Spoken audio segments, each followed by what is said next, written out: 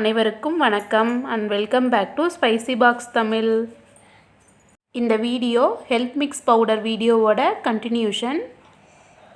இந்த சத்து மாவு பவுடரில் நிறைய தானியங்கள்லாம் சேர்த்துருக்கிறதுனால ரொம்ப சத்தானது.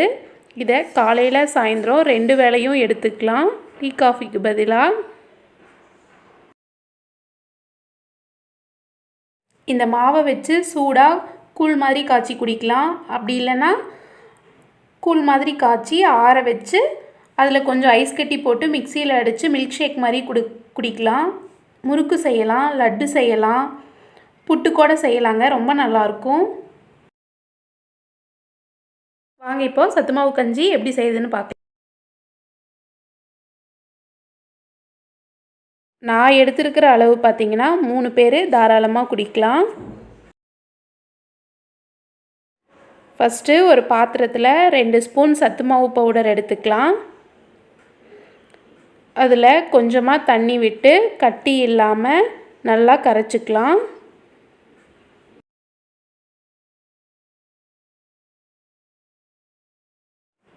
நான் 1 டம்ளர் பாலும் 2 டம்ளர் தண்ணியும் சேர்க்க போகிறேன். உங்களுக்கு வேணால் நீங்கள் ஃபுல்லாகவே பால் சேர்த்துக்கலாம்.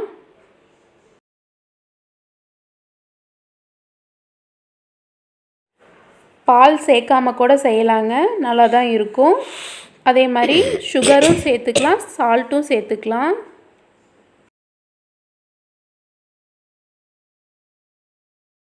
முடிஞ்ச அளவு ஒயிட் சுகரை அவாய்ட் பண்ணிடுங்க.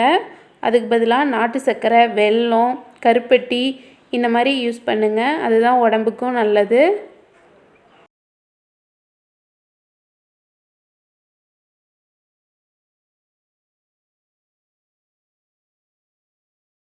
இப்போது பாத்திரத்தை அடுப்பில் வச்சாச்சு.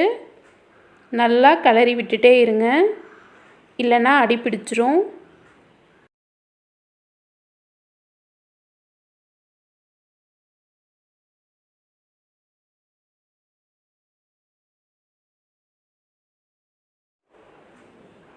இப்போ பாருங்கள், கூழ் நல்லா கொதித்து பொங்கி வந்துருச்சு. கடைசியாக நாட்டு சர்க்கரை சேர்த்துக்கலாம். நாட்டு சர்க்கரைங்கிறதுனால ஃபஸ்ட்டே சேர்த்துக்கிட்டோம்னா பால் கூட அது திரிஞ்சு போயிடும். அதனால தான் நான் கடைசியாக சேர்த்துக்கிட்டேன். நல்லா கிளறி விட்டுருங்க.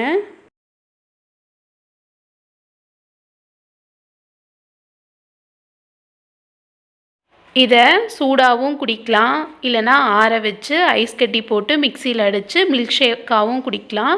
ரொம்ப நல்லாயிருக்கும்.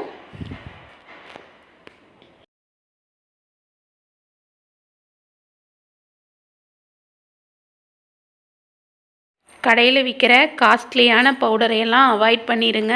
இந்த மாதிரி நீங்களே வீட்டில் செஞ்சு குடிங்க, அதுதான் உடம்புக்கு ரொம்ப நல்லது. சத்து மாவு பவுடர் எப்படி செய்கிறதுங்கிற வீடியோவோட லிங்க்கை டிஸ்கிரிப்ஷன் பாக்ஸில் கொடுத்துருக்கேன். அதையும் மறக்காமல் செக் பண்ணி பாருங்கள்.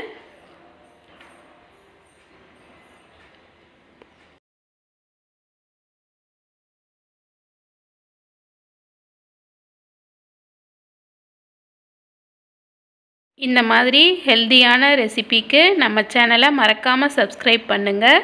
தேங்க்ஸ் ஃபார் வாட்சிங்.